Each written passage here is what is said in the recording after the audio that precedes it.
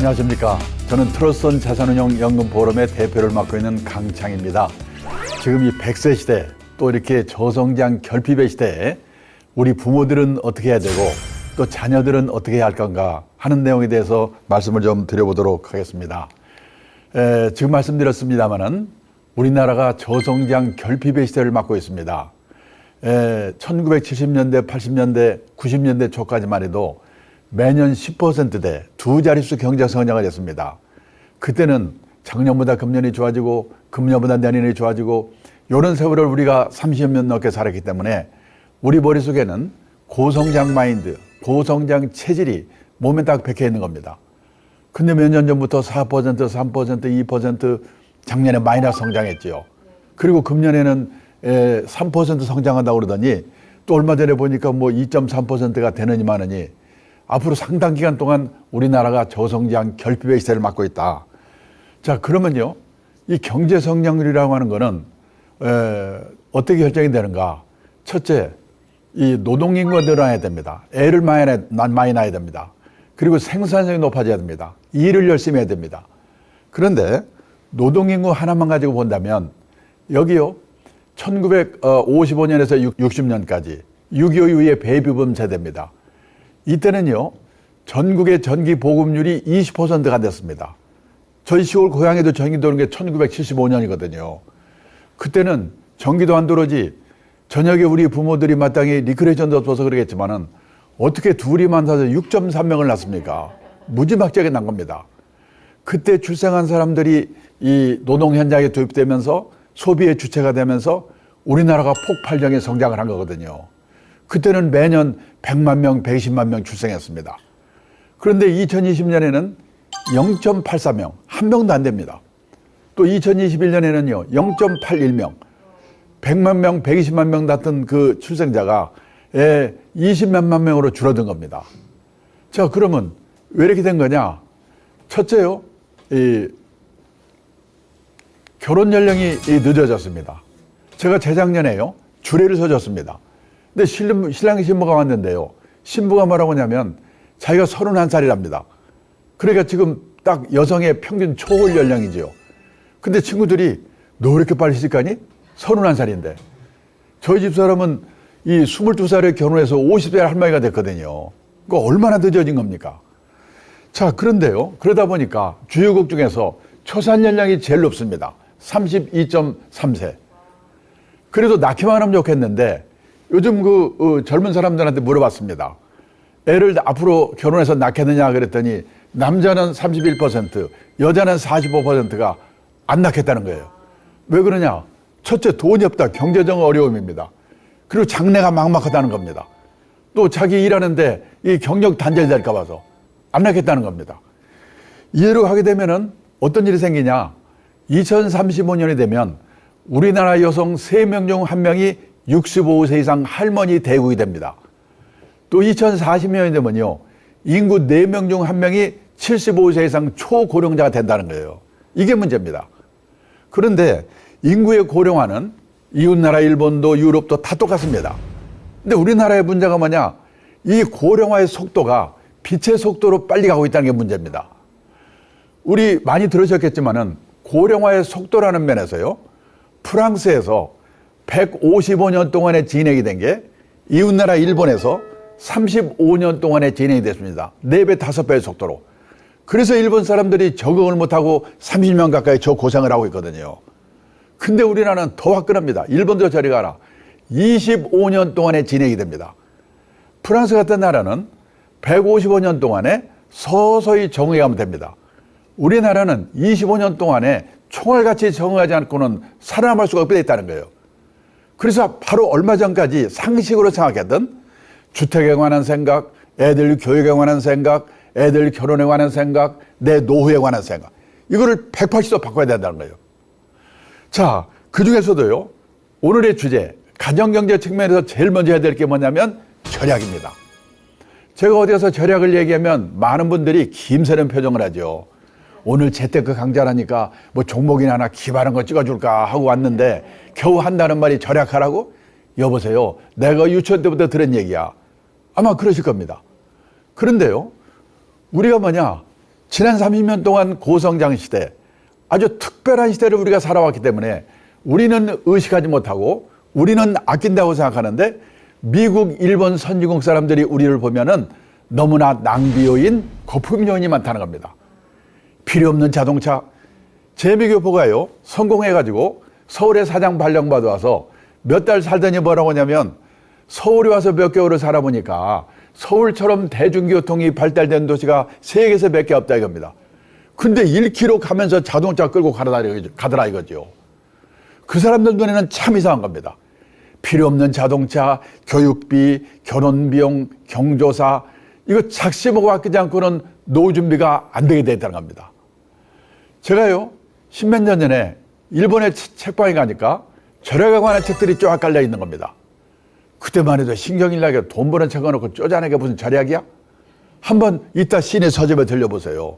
우리나라 서점에도 여자의 습관, 우아하게 가난해지는 법, 120만 한 단 살아보기, 이런 책이 쫙 깔려 있습니다. 한 달에 10만 원 쓴 사람이 9만 원을 쓰게 되면 10% 절약한 겁니다. 고성장 고금리 시대에는 그까이 그 주식 사서 부동산 사서 10% 수익 내면 되는 거지. 다 그런 생각을 했거든요. 그런데 이게 저성장 저금리 시대에는 막말로 엿장수맘대로 안 된다는 겁니다. 근데 절약은 하기에 따라서는 자기 의지대로 될 수가 있다는 겁니다. 자, 그래서요, 이 저성장 결핍의 시대에 이 우리는 어떻게 해야 되고 부모는 자녀들은 어떻게 해야 될 건가? 자, 우선요, 이 부모들 입장에서 생각해 보겠습니다. 요즘요, 그 재작년에 제가 잡코리아 취업 컨설팅 업체가 발표한 자료를 보니까 우리나라 40대 이상 직장인이 체감하는 평균 퇴직 연령이 51.6세랍니다. 그 신의 직장이라는 공기업도 55세, 중소기업이 51세, 대기업은 49세랍니다. 지금요, 이 그러니까 현재 고용 상태에 대해서 불안감을 느끼고 있는 직장인이 66%고 느끼지 않는 직장인은 8%밖에 안 돼요. 그리고 60세까지 주된 직장에서 일하는 사람의 비율, 주로 공무원이겠죠. 그분은 8%밖에 안 돼요. 그리고 퇴직이 전에 그 준비를 제대로 하고 나온 사람은 10%밖에 안 된다는 겁니다. 이게 지금 우리나라의 문제입니다. 자, 근데 문제는요, 51.6세가 평균 퇴직일인데 반올림해가지고 52세에 퇴직했다고 가정합니다. 그리고 83세까지만 산다고 가정하자. 왜 83세인가? 지금요, 우리나라 남녀 합해서 평균 수명이 83.5세입니다. 그런데요, 우리는 평균 수명에서 지금 내 나이 뺀 만큼 앞으로 더 살겠지, 이렇게 계산하시면 안 되지요. 각각 자기 나이별로 기대 여우만큼 살거든요. 그러니까 인달 환갑까지만 살아나면 100살이다. 이렇게 보셔야 돼요. 자, 그래도 평균 수명 83세까지만 산다고 가정해도 52세에서 83세까지 31년입니다. 이 31년만 해도 이게 어느 정도 일인가? 하루가 24시간입니다. 현역 시절에는 무지개 바쁘죠. 일해야지, 술 먹어야지, 연애도 해야지. 하루가 그냥 100시간이었으면 좋겠어요. 근데 퇴직을 하고 나면 이놈의 시간이 안 갑니다. 잠자는 시간, 밥 먹는 시간, 화장실 하는 시간 다 빼도 최소한 하루에 11시간 남습니다. 실제로요, 얼마 전에 어느 대기업에서 정년퇴직을 앞둔 직원들을 부부를 불러가지고 교육을 시켰대요.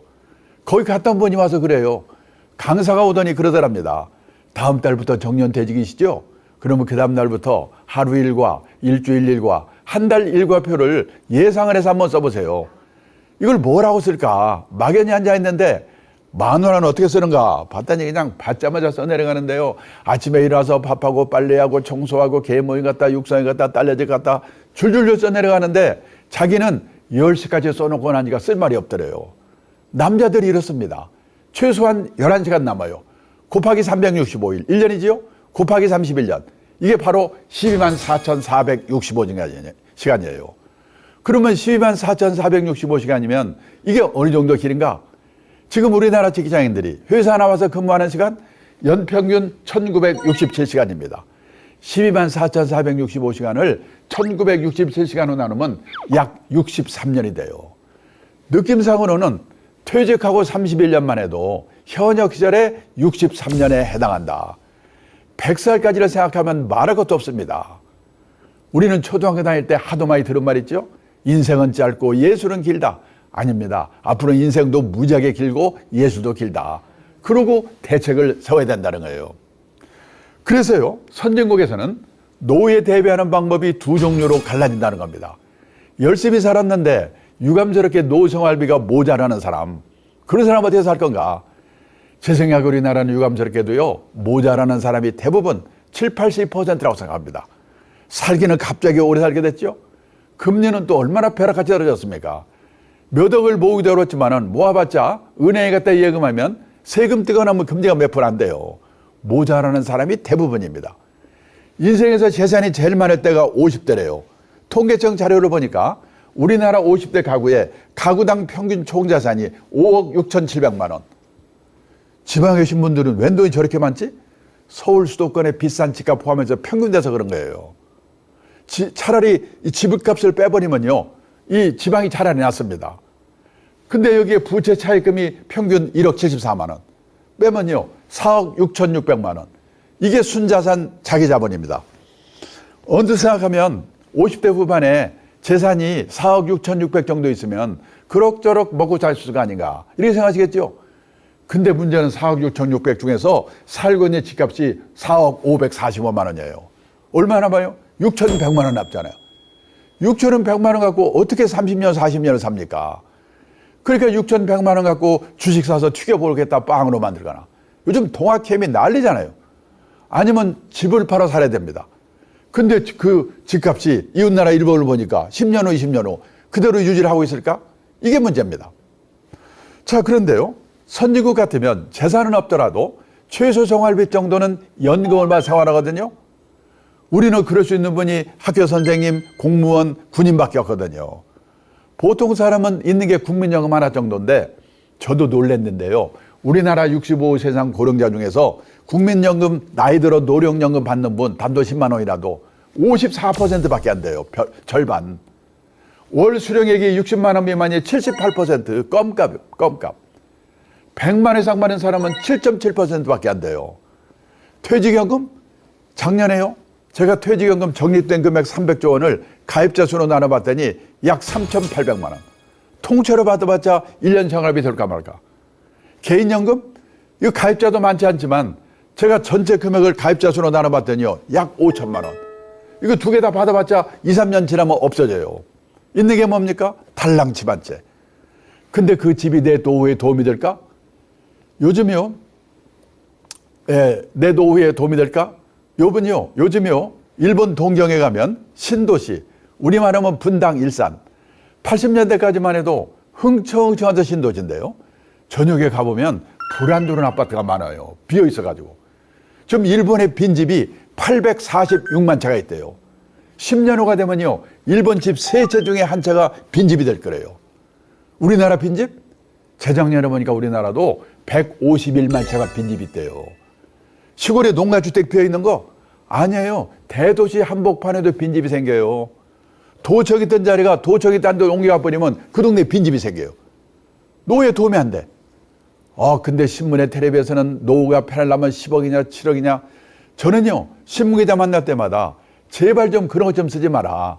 우리나라 대부분이 그렇게 안 되는데요, 그런 기사를 보면 도움이 됩니까? 복통 터지고 초조하지요. 그래서 지금 우리나라에 온갖 사기 사건이 횡행합니다. 부동산 기획 사기, 책방에 가보면 재테크 광풍입니다. 2배로 튀기는 법, 3배로 튀기는 법. 아니, 책 한 권 읽고 2배로 튀길 수 있으면 그 인생이 얼마나 간단하겠습니까? 그런 법 없죠. 오직 하면요, 일본의 신문기자, 일본경제신문에 서울에 와서요, 특파원으로 4년 동안 근무하고 간 일본의 신문기자가 있는데요, 이 친구가 임기 마치고 지네 나라 돌아가면서 저보고 뭐라고 하냐면, 한국에 와서 4년 동안 근무하면서 보니까 한국 사람들은 돈을 버는 방법, 그 사람을 자산 관리해서 입구 관리라고 표현했어요. 입구 관리에 대해서는 쌍부르크 열심이다. 그런데 나이가 60이 돼서 번 돈이 모자란다? 그러면 그 사람은 부자 될 확률이 별로 없지요. 그러면 어떻게 되냐? 맞춰서 하는 방법을 봐야 되죠. 또 운 좋게 부자가 됐다? 그러면 아름답게 쓰는 방법. 그 사람을 자산 관리해서 출구 관리라고 표현했어요. 한국 사람들은 입구 관리에 대해서는 무지하게 열심인데 출구 관리에 대해서는 집에서 가르치냐, 학교에서 가르치냐, 사회에서 가르치냐. 공부가 너무나 안 되어 있다. 이러고 가는 거예요, 이 친구가. 얼마나 기분이 나쁘겠습니까? 근데요, 일본에 실제로 일본 가도 미국 가도 열심히 살았는데 유감스럽게 노후 생활비가 모자란 사람 거기도 많습니다. 어떡하냐? 할 수 없다. 나는 이제 생활비가 모자라니까 체면 불구하고 요 쪽팔리는 거 감수하고 허드렛 일이라도 해가지고 한 푼이라도 벌 방법이 없을까? 이 일을 찾지요. 제가 지금부터 47년 전입니다. 1975년 여름인데요. 일본 동경 증권거래소라는 데 가서 연수를 받았어요. 그때 일본의 전체 인구 중에서 노인 비율이 8%였습니다. 지금 우리나라 65세 이상 노인 비율 16%입니다. 47년 전에 일본의 노인 비율이 지금 우리나라 노인 비율의 절반밖에 안 됐는데 지금 생각해 보니까 그때 일본의 노인들은 체면을 버리고 일할 준비가 되어 있었구나. 그때 제가 두 가지 광경을 목격했습니다. 하루는요, 동경증권거래소 지하에 주식이나 채권을 보관하는 창고가 있는데 그 앞을 견학하는데 머리가 허연 70은 넘어갔던 노인들이 100명 정도 앉아가지고 주식을 세고 있어요. 제가 놀래가지고 안내하는 분한테 물어봤죠. 저분들은 옛날에 뭐 하던 분들입니까? 아, 옛날에는요, 회사 간부도 있고 공무원 출신도 있고 다 한 자리씩 하던 사람들이지요. 얼마씩 받아요? 시간당 500엔, 우리 돈으로 5, 6천 원 받고 일한대요. 끝나고 제 숙소가 비즈니스 호텔입니다. 거기를 가보니까 5시가 되니까 인류 호텔이 아니라서 그런지 모르겠지만은 젊은 아가씨들이 퇴근을 하고 할아버지들이 밤땅번으로 교대를 하는 겁니다. 제가 그 두 가지만 가지고 일반화시킬 수는 없지만은 젊은 나이에 그거를 보고 아, 나이가 들어서 이 일을 하려면 폼나고 권한 있는 일은 젊은 사람한테 주고 저렇게 허드렛 일 해야 되는 거구나. 나도 이제 오래 살아야 될 텐데 저런 준비하고 살아야 되겠구나. 저는 그때 그걸 본 것이요. 제 인생에 얼마나 도움이 되는지 모릅니다. 근데 그로부터 40년이 지나서요. 2015년 가을이에요. 일본의 어느 유명 주간지가 일본의 퇴직자들이 하고 있는 일을 5가지 소개했는데요. 우리나라 다 있는 거예요. 아파트 관리인, 일본에서도 아파트 관리인 이거 하려고 경쟁률이 50대 1, 50대 1. 가사 대행 서비스, 가사 도우미거든요. 제 친구는 사장인데 그 딸이 대학 나온 애인데요. 40대 중반인데 애 둘을 키우느라고 회사를 퇴직했대요. 근데 애만 키운 게 아니라 틈틈이 시간을 내가지고요. 간호사 자격을 받을 수 있는 전문학교를 다녔어요. 대학 나온 애가 간호사 자격을 따로 받는 거예요. 근데 지금 일본에는요. 우리도 곧 그렇게 될 것 같은데 방문개호라고 그래가지고 개호는 우리말로 말하면 간병, 돌봄 이런 뜻이거든요. 경제력 있는 노인들이 혼자 아니면 둘이 사는 집에 가가지고 주사도 놔주고 건강 체크해주고 간단한 집안일 도와주고 그러는 일의 수요가 폭발적으로 늘고 있어요. 그거에서 돈 벌고 있어요. 사장 딸이가 대학 나왔는데. 중요한 거는 이런 일을 하면서도 쪽팔려 하지 않고 이런 일을 하는 사람을 우습게 보지 않고 근데 그동안에 우리나라는요. 일도 없지만은 하고 싶어도 체면 이 남의 눈 때문에 어려웠거든요. 그런데 요 몇 년 전부터 우리나라도 무섭게 바뀌고 있어요. 제가 얼마 전에 택시를 타고 가는데 기사분이요. 60이 좀 넘은 분인데 외국 회사의 서울 사장을 한 분이래요. 이분이 사장할 때는 기사 딸린 에쿠스 차에다가 부인은 사모님 소리 듣고 폼 잡고 다녔대요. 네 분이 대단한 게요. 지사장을 끝내자마자 목표를 세웠는데 나는 3년 이내에 개인 택시 받을 자격을 갖자. 그러려면 영업용 택시를 3년 무사고 운전해야 된대요. 그때 그분이 1년 8개월이 됐다고 하더라고요. 이런 분이 지금 늘고 있어요. 그렇게 살다 보니까 60이 돼서 먹고 살 걱정은 없게 됐다. 유감스럽게도 우리나라는 그런 분이 20, 30%밖에 안 돼요. 그러면요. 그분들은 퇴직도 했고 먹고 살 걱정도 없으니까 놀고 먹으면 되는가? 아닙니다. 특히 도시에 사는 사람일수록 퇴직하고 소일거리가 없어서 미치거든요. 요즘 서울 시내 인류 호텔에 헬스클럽 한번 가보면은 왕년에 장관, 차관, 사장했던 사람 다 모여있어요. 거기서 오전 시간 때우고 오후에 커피숍에서. 얼마 전에 정부 고관을 했던 제 친구가 있는데 저녁 먹다 뭐라고 하냐면요. 자기는 아침에 잠에서 깨면 침대에서 내려오기 전에 오늘은 뭐 할까? 그 생각부터 해놓고 그때 내려온대요. 하루 이틀도 아니고 30년, 40년 그렇게 살아보세요. 환장합니다. 그래서 선진국에서는 퇴직하고 먹고 살 걱정이 없는 사람 뭐 하는가? 취미활동 절반, 봉사활동 절반이면서 약간의 용돈벌이 하는 일. 이런 일들을 다 하고 있다는 거예요. 지금 우리나라도 그런 세상으로 가고 있거든요. 나는 나중에 뭘 가지고 해볼까? 그거를 미리미리 생각해 보셔야 된다는 거예요. 우리가 인생을 살아가면서 정년을 3번 맞이한다고 그러죠. 첫 번째가 고용정년, 보통 회사 55세. 근데 아직도 몸이 쌩쌩해. 그래서 허드렛 일이라도 자원봉사활동이라도 자기가 정해서 하는 일의 정년이 있습니다. 그리고 마지막으로 하나님이 불러가는 정년, 인생 정년이죠. 고용정년, 일의 정년, 인생 정년, 이 3번의 정년을 어떻게 맞이할 것인가, 이런 준비를 하고 사는 게 재테크보다 훨씬 더 중요하지 않을까. 우리가요, 퇴직 후에, 노후에 3대 불안이라고 하면 뭐냐? 첫째가 돈입니다. 둘째가 건강, 셋째가 외로움. 이 3대 불안을 해소하는 최선의 방법이 뭐냐? 돈이 되든 일이든 취미활동이든 자원봉사활동이든 소일거리가 있어야 된다는 거예요. 그래서 여기까지 결론입니다. 가장 확실한 노후 대비는 재테크가 아니고 평생 현역이다. 돈이 있으면 있는 대로, 없으면 없는 대로. 제가 오늘 강의장에서 이 말을 끝냈더니요, 한 남자분이 벌떡 일어나더니, 아니 왜 남자들한테만 일을 하고 난립니까? 점심때 시내 음식점에 한번 가보세요. 맛있는 건 여자들이 다 먹고 있고, 예, 헬스클럽 한번 가보세요. 땀 뻘뻘 운동하는 여자들인데 왜 남자들한테만, 자기 마누라 자기가 얘기해. 제가 어떡하라는 거예요. 근데 사실은 여성분들이 잘 생각해 보셔야 돼요. 긴 후반 인생이 부부가 화목하기 위해서는 남편분이 돈이 되든 안 되든 소일거리를 갖도록 도와줘야 되거든요. 아까 외국회사 지사장 했다는 그분이 마지막에 서글픈 얘기를 하더라고요. 자기가 그런 일을 하니까 주위 사람들이 너 참 대단하다. 칭송이 자자한데 정작 자기 부인, 자기 딸이요, 동네 창피가 그런 건다고. 자기 인생을 헛살았다고 서글프다고 하더라고요. 가족이 도와주지 않고는 어렵거든요. 또 남자분들은 고생하다가 꼴 보기 싫은 사람 참아가면서 일하다가 퇴직하고 집에 갔더니요, 요즘 온갖 조롱거리의 대상이 되고 있잖아요. 삼식이 같다고, 영식이 같다고. 그런 말 들으면 뿔따고 나죠. 우울증 걸립니다. 근데 그것도 생각을 하나만 바꾸면 되는 게 뭐냐면, 다들 내 마누라만 나한테 야속하게 하는 것 같죠. 내 마누라만 그런 게 아니라 대한민국 마누라 다 똑같다.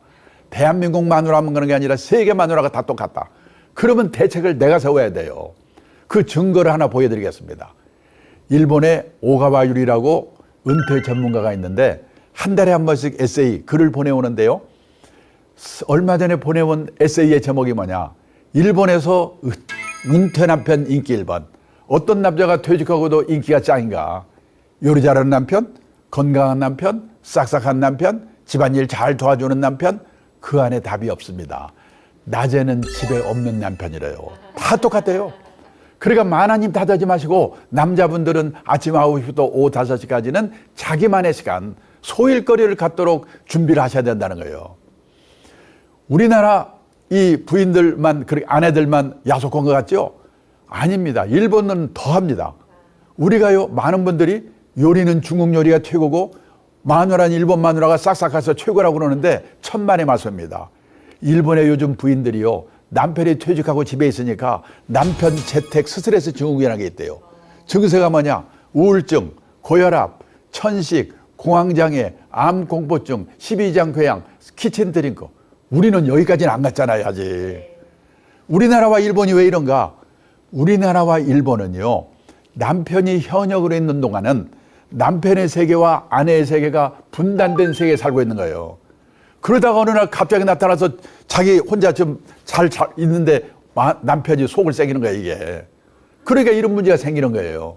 미국은 커플 문화, 젊을 때부터 같이 움직이거든요. 출장 가도 허락 안 받으면 못 가요. 저녁에 술 먹고 늦게 들어가 이혼이야건.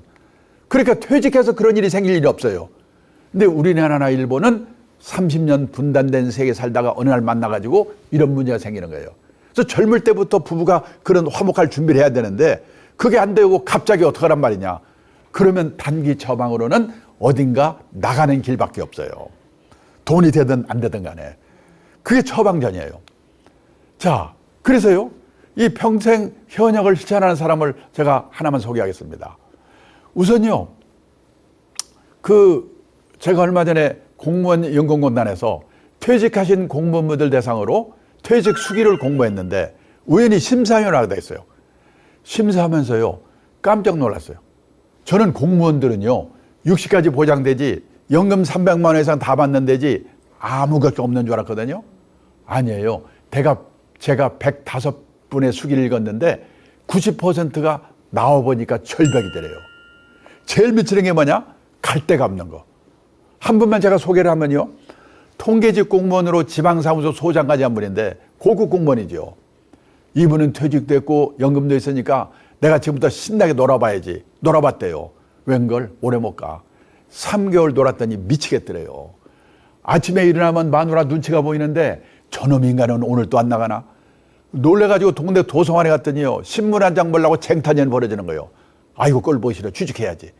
그 대사 원서를 여기저기 돌렸는데 준비가 안 돼가지고 면접 보러 오라는 데도 없어요. 근데 어느 날 한 군데서 면접 보러 오라고 연락이 왔더래요. 놀래가지고 봤더니 요즘 많이 생기고 있습니다. 주간노인보호센터.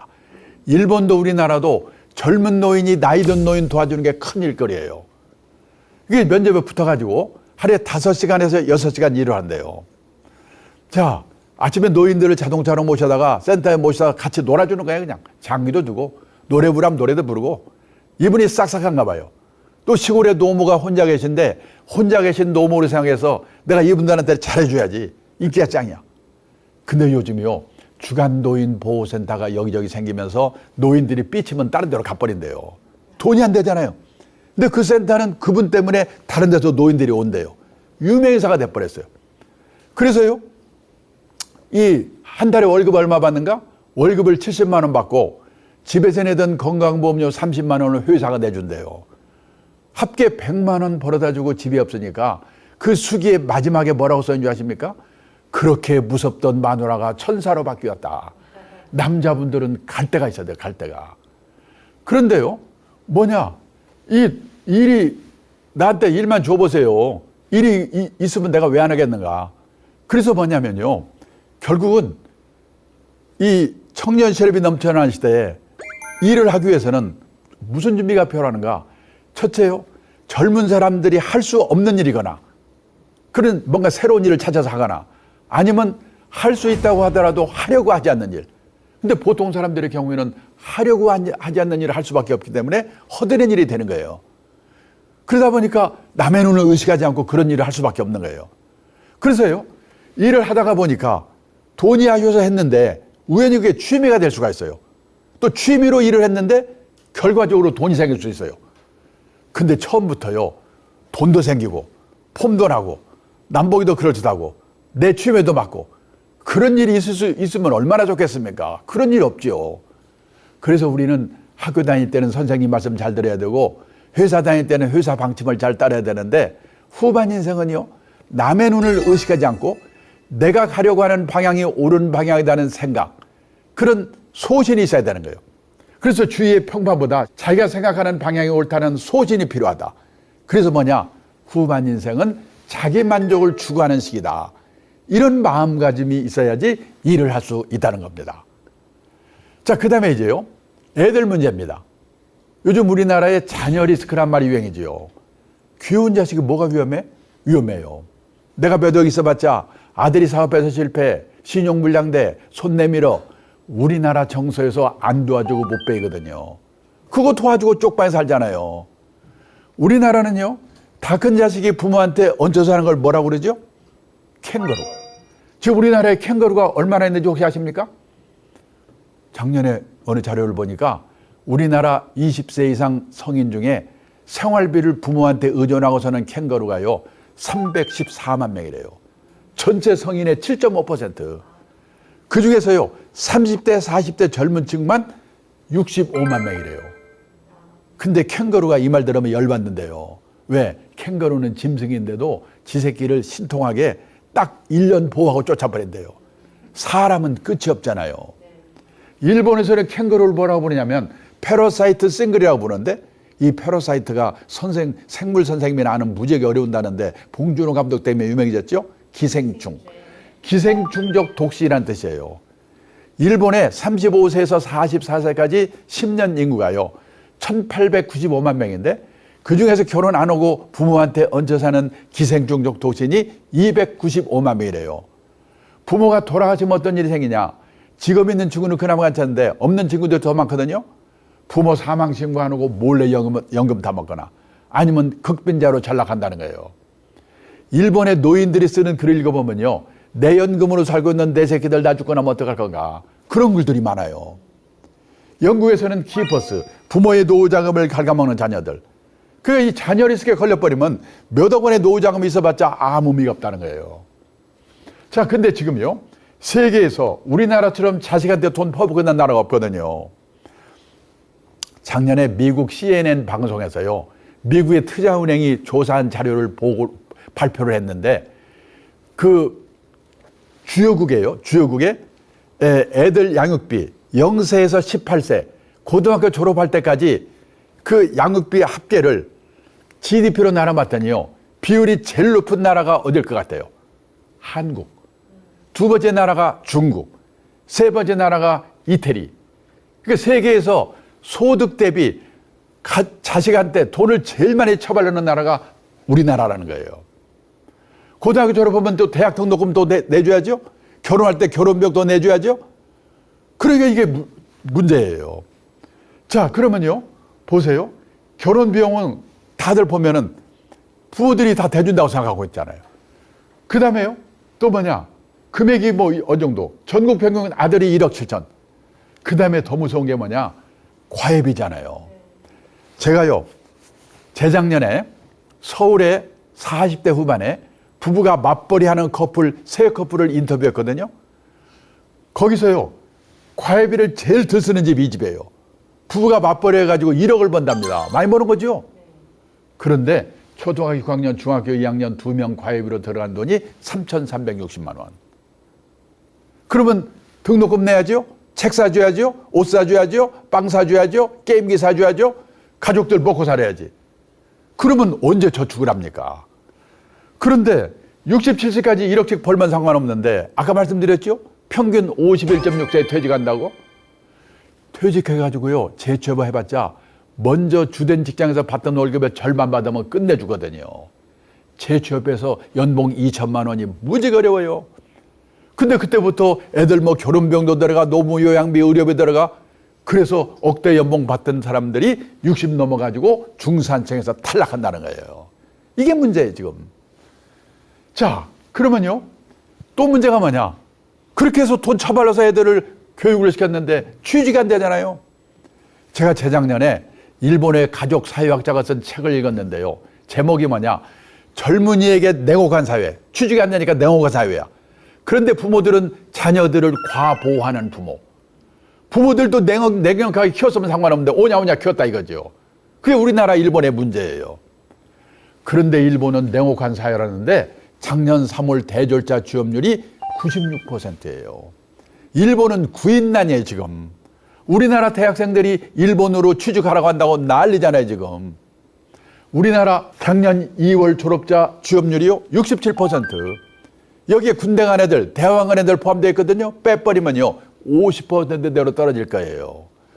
둘 중에 하나가 취직이 안 되는데 밥 좀 먹고 옷 좀 잘 입는 게 뭐가 중요합니까? 미치는 거죠. 자, 그러면요, 그렇게 어렵게라도 취직만 하면 만수무강인가? 아닙니다. 여기 경희대학교 신동영 교수님이 발표한 건데, 남자가 주 직장에서 45세까지 근무할 확률 60세도 아닙니다. 50년 이전 출생자는 7, 80%였고 58년 개띠는 40%였는데 60년 이후 출생자는 20%대예요. 이제요, 3년 내내 관두고 취직해서 또 관두고 취직해서 또 관두고 평생에 6번 정도를 이직해야 겨우 60까지 다니는 세상이에요. 제가 있는 업계는 실제로 그래요. 시험 잘 보는 거 아무 관계 없어요. 씩씩해야 돼요. 고성장 시대에는요, 신규 채용이 많기 때문에 돈 차벌러서 과외 공부해가지고 좋은 대학 들어가서 취직하면 됐거든요. 그런데 이 저성장 시대에는 신규 채용이 많지 않기 때문에 중소기업 같은 데 들어가가지고 몇 번 이직을 하면서 좋은 회사로 옮겨가야 돼요. 선진국이 그래요. 그러면 옮겨갈 때 저기서 나를 뭘 보고 뽑는가? 학벌? 스펙? 아니에요. 이 친구가 우리가 시키려고 하는 일을 잘하는가 못하는가? 전문성을 보는 거예요. 두 번째, 평판. 인간성이 한마디로 싸가지가 있는가 없는가. 여기서 걸리면 끝이에요. 오직하면요, 요즘 대기업의 인사 담당자들이 자기들끼리 모여서 그런답니다. 속지 말자 학벌, 다시 보자 스펙. 얼마나 속았으면 그러겠어요. 실제로요, 재작년에 저희 업계에서 이런 일이 있었습니다. 어느 회사가요, 사내 변호사 한 명을 뽑는데 변호사가 50명이 모였어요. 넘쳐. 4명을 최종 면접 올렸는데 스카이대 3명, 기타대 하나. 결국 기타대학을 뽑았어요. 왜? 변호사도 씩씩하고 적극적이 되니까. 그 회사가 그 전에요, 서울에 인류 외고 나와서 스카이 법대 나와서 변호사 3명을 뽑았는데 다 실패했어요. 도련님밖에 없어요. 시험 잘 보는 거 빼고 할 수 있는 게 없어요. 한 친구는 집안으로 나가고 2 친구는 내보냈어요. 그 실패를 했기 때문에 면접 기준이 바뀐 거예요. 그래서 기타대학을 뽑았어요. 그러면요, 스카이 인류 외고, 스카이 법대, 변호사, 지가 최고인 줄 알까요? 다른 데 가도 면접 기준이 바뀌거든요. 한 2년만 취직 못하면 그놈은 룸펜으로 전락해버리거든요. 근데 제 집안의 동생 하나는 공부를 싫어한 데다가 집안이 어려워서 대학을 못 갔습니다. 건설 공사 현장에서 30년 일을 했는데 물 새는 거 막는 거 방수의 전문가가 됐어요. 어느 날 대형 건설사 회장님 댁에서 물이 샜다나? 이분이 화딱지가 나가지고, 야, 박사만 뽑지 말고 독일식으로 마스터를 뽑아라. 55세의 대형 건설사 마스터로 취직했어요. 지금 71세거든요. 작년까지 연봉 1억까지 받으면서 다니더라고요. 나왔더니 금방 딴 데 또 데려갔어. 기술이 있으니까 80까지 다닐 것 같아요, 희망하면. 지금 세상이 이런 세상이에요. 그러면 지금 변호사가 왜 이렇게 어려운가? 우리나라 변호사 1번 등록이요, 1906년에 나왔대요. 그리고 10,000번째 등록이 2006년. 변호사가 10,000명이 늘어나는데 100년이 걸렸어요. 이때 변호사는 끝내줬지요, 귀하니까. 근데 또 10,000명 늘어나는데 8년 걸려. 또 10,000명 늘어나는데 5년 걸려. 지금 변호사 30,000명 시대거든요. 일이 없으니까 변호사가 세무사, 법무사 일 뺏는다고 난리잖아요, 지금. 요즘 의대 정원 늘리라고 난리치죠? 잘못 가면 의사도 그렇게 될 것 같아요. 이제 안전한 직업이 없습니다. 그래서 뭐냐? 우리도 우리 애들도 이 시대에 맞는 제대로 된 직업관을 갖는 거. 경상남도 거창고등학교 유명하잖아요. 강당에 있는 직업선택 10개명. 아주 엉뚱한 10개명인데 맞는 것 같아요. 1번, 월급 많이 준대 가지 마라. 이제 월급은요, 회사가 주고 나라가 주는 게 아니라 내가 남다른 주특기가 있어가지고 적은 금액이라도 회사를 옮겨서라도 오래오래 다녀야 돼요, 100세 시대에는. 남들이 보려고 하는데 절대 가지 마라. 요즘 대기업 입사 경쟁률 300대 1, 400대 1 그난리 치는데요. 그 회사들이 40대 후반에 명퇴하고 난리잖아요, 지금. 제일 마지막에 부모와 마누라와 약혼자가 결사 반대한 데는 무조건 가라. 거기만 틀림없다. 근데 제가요, 50년 가까이 직장 생활 해보니까 이 말이 맞아요. 근데 이게 어떻게 가능하겠습니까? 부모 자식이 소신이 있어야지. 그 다음에요, 우리가 중산층이 되려고 애를 쓰는데 중산층이라는 게 뭔가? 우리나라 중산층 기준은 다 남의 눈에 보이는 거. 아파트 30평 이상, 아파트의 평수가 신분의 상징입니다. 근데 지금 미국, 일본 선진국에서는 작은 집 갖기 운동, 스몰 하우스 운동이 벌어지고 있거든요. 자동차 2000cc 이상, 신분의 상징이지요. 선진국에서는 갑자기 큰 차 타면 둘 중에 하나, 깡패 아니면 졸부래요. 미국의 중산층 기준 보세요. 그 사람이 내면으로 성숙된 사람인가, 이게 기준이거든요. 자신의 주장에 떳떳할 것, 회어 플레이를 할 것, 사회적 약자를 도울 것, 부정과 불법에 저항하는 용기가 있을 것, 그리고 정기적으로 비평가 하나 정도 받아볼 것. 이 기준에 의하면 우리나라의 중산층이 몇 명이나 있겠습니까? 한번 생각해 보셔야 돼요. 자, 그 다음에요, 그러기 위해서는 남의 눈을 의식하지 말아야 돼요. 세계에서 우리나라처럼 남의 눈 때문에 미치는 나라가 없거든요. 저는 미국에서 살아보지 않았기 때문에 잘 모릅니다만은 미국에서 온 사람이 저한테 그러더라고요. 거기는 학교를 졸업해도 넓은 천지에 흩어져 버리기 때문에 친한 사람, 친구 몇 명 빼고는 누가 어디서 뭐 하는지도 모른대요.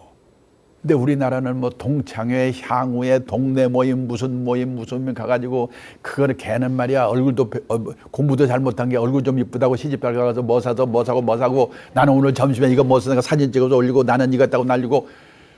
우리나라처럼 남의 눈 때문에 미치는 나라가 없거든요. 사르트르라는 사람이 그랬대요. 인간은 타인의 눈길에서 지옥을 경험한다. 우리가 남의 눈에서 벗어나야 이런 일들이 가능한데, 남의 눈에 종속되어 살기 때문에 우리가요, 자립이라고 하면은 자립해서 살아야 된다고 그러잖아요. 첫째가 뭔 자립이냐면 행위의 자립이에요. 내가 지난 자리에 남이 와서 치우면 안 돼요. 목욕탕 가보세요. 수건이 널브러져 있잖아요. 지가 치울 거 안 치웠으니까. 두 번째가 뭐냐? 의식의 자립이에요. 남의 눈에 종속되지 말아야 된다는 거거든요. 근데 우리는 나를 어떻게 볼까? 남이 어떻게 할까? 남의 눈에 종속되어 살잖아요. 그리고 또 뭐냐면은 그 다음에 경제적 자립이거든요. 경제적 자립이라고 하면은 다들 뭐냐? 돈 버는 능력만 생각하는 거예요. 얼마 버는가? 근데 진정한 경제적 자립이라는 게 뭐냐면 자기한테 주어진 경제적 상황에 맞춰 사는 능력을 길러야 되는 거예요. 앞에 말씀드린 것처럼 절약이에요, 절약. 그게 필요한 거예요. 자, 그 다음에요. 우리가 부모로서 그러면 자식한테 어떻게 되느냐? 우리가요, C.S. 루이스라는 기독교 문학자가 있는데 이분이 뭐라고 그랬냐면 부모의 도리는 자녀의 운명을 결정하는 섭리를 대신하려 들지 않고 애정과 정의와 질성과 유머라는 평범한 원리에 따라 자녀를 교육하는 것이며 대체로 교육받지 못한 부모들이 이러한 부모의 도리를 더 잘 지키고 있다. 한번 보세요. 교육받지 못한 부모들이 오히려 더 부모의 도리를 잘 지키고 있다는 거예요. 아까 경상남도 거창고등학교 말씀드렸죠? 거기에 전에 교장 선생님 하신 전성은 선생님 모시고 제가 강의를 다닌 일이 있는데 그분이 뭐라고 하냐면요. 거창고등학교에 전국에서 우수한 사람들이 애들이 많이 모인답니다. 근데 학부형 중에 제일 바람직한 학부형이 누구냐? 시골에서 농사 지어서 자식 거창고등학교 보낸 사람. 그분은 대한민국에서 자기 아들이 최고야. 그냥 네 맘대로 하라고 한대요. 골치 아픈 게 누구냐? 서울에서 온 뭐 공관 아들, 교수 아들, 박사 아들, 무슨 아들 뭐 간섭해가지고 미치겠다는 거예요. 교육받지 못한 부모들이 오히려 부모의 도리를 잘 지키고 있기 때문에 교육받은 부모님들이 한번 자녀 리스크라는 관점에서 생각해 보실 필요가 있다는 겁니다. 그 다음에요. 우리가 애들에게 영어 수학 말고 가르친 게 있는가? 돈 관리를 가르쳤는가? 경제적 자립을 가르쳤는가? 근데 막말로 영어 수학은 못해도 밥 먹고 살거든요. 근데 돈 관리, 경제적 자립 이거 모르면 평생 고생하거든요. 제가 얼마 전에 책을 쓰면서 조사해 봤는데요. 미국의 고등학교 교과서에는 이 돈 관리, 경제적 자립 이 내용이 40몇 페이지 나오더라고요. 우리는 몇 페이지 되지도 않는데 선택을 안 해. 수능에서 경제 선턴해가 뭐 1.5%? 배우질 않으니까 대학을 졸업해도 이 저축이라는 말과 투자라는 말이 어떻게 다른지 시청자분들께서 알고 계십니까? 미국에서는 중학교만 제대로 나오면 안다는데 학교에서 가르치지 않으면 붕어라도 가르쳐야지요. 그래서 애도 망쳐먹지 않고 아낀 돈으로 자기 노후 대비를 해야 된다는 겁니다. 미국에요, 그린스펀이라고 우리 말하면 그 한국은행, 중앙은행 총재를 한 분이 있는데 이분이 미국 국회에 나와가지고 증언을 하기를 뭐라고 그랬냐면 금융교육, 투자교육은 영어, 수학 이상으로 중요성을 갖는다. 근데 우리나라 부모들은 대학 들어가는데 필요한 영어, 수학 매력은 가르칠 생각을 안 하는 거죠. 그래서 뭐냐면 제가 지금까지 말씀드린 건 뭐냐? 부모들로서 해야 될 이 저성장 결핍의 시대에 뭐냐? 절약해야 되고 그 다음에 소일거리를 찾아야 된다는 거예요. 그리고 자녀들을 어떻게 잘 이 냉혹한 사회에 견딜 수 있도록 오냐오냐가 아니고 과보호하지 않고 키울 수 있는가? 이런 거를 자녀 리스크 관리하는 방법을 생각해 봐야 된다는 겁니다. 그래서요, 애들을 우선 전략하는 주어진 상황에 맞춰 사는 능력을 기르도록 하는 거예요. 그리고 그 애들이 경제적으로 자립하기 위해서 여러 가지 경제적 지식, 금융 지식을 애들에게 가르쳐 주도록. 우리나라는 학교에서 가르쳐 줘야 되는데 학교에서 가르치질 않았기 때문에 부모님들이 가르쳐 줘야 된다는 겁니다. 그래서 제가 이 저성장 결핍의 시대에 부모의 미래, 자녀의 미래 어떻게 대비해야 되는가에 대해서 말씀을 드렸습니다. 경청해 주셔서 감사합니다.